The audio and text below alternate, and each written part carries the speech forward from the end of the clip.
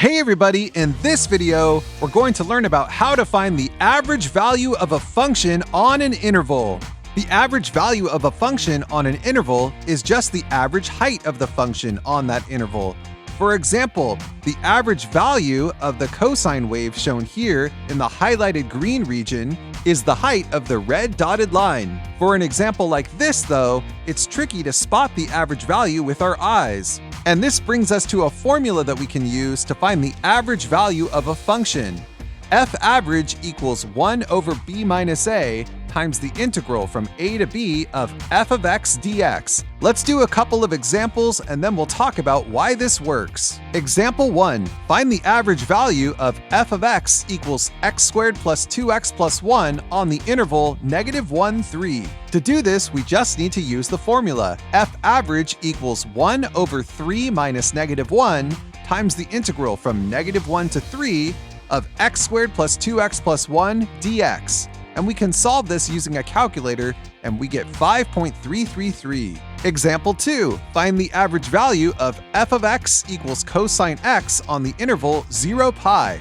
Again, we'll just use the formula. F average equals 1 over pi minus 0 times the integral from 0 to pi of cosine x dx. Let's solve this one by hand. This gives us 1 over pi times sine x evaluated from 0 to pi, which is 1 over pi times the quantity of sine pi minus sine 0. And this equals 0. And we're done. That's the average value.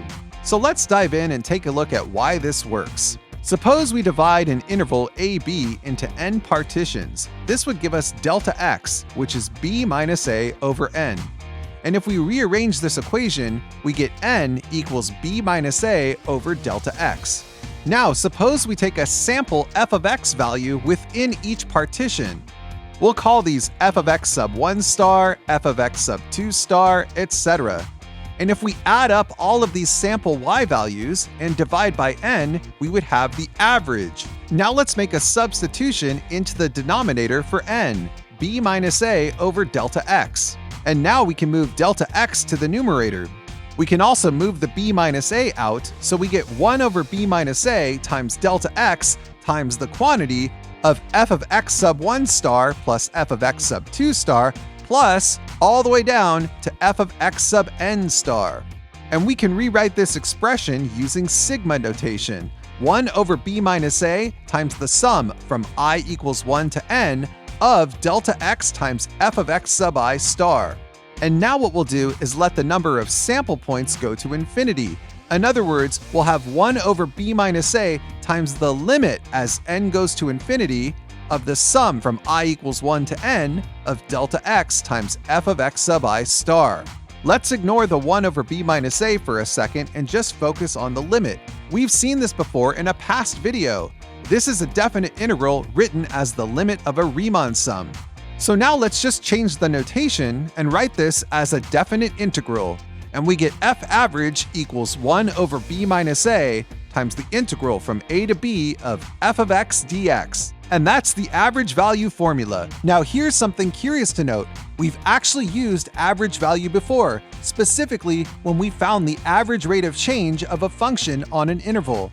For example, suppose we want to find the average rate of change of f of x equals x squared on the interval 1, 3. To calculate this, we would find the slope of the secant line, f of 3 minus f of 1 over 3 minus 1. And that gives us the average slope of f of x on the interval 1, 3, which in this case is 4. But notice that's the same thing as finding the average value of f prime of x on the interval 1, 3. 1 over 3 minus 1 times the integral from 1 to 3 of f prime of x dx, which is 4. That's the average height of the f prime of x function on the interval 1, 3. So let's summarize. To find the average value of a function on the interval a to b, take 1 over b minus a and multiply it by the integral from a to b of f of x dx. And that's how you rock calculus!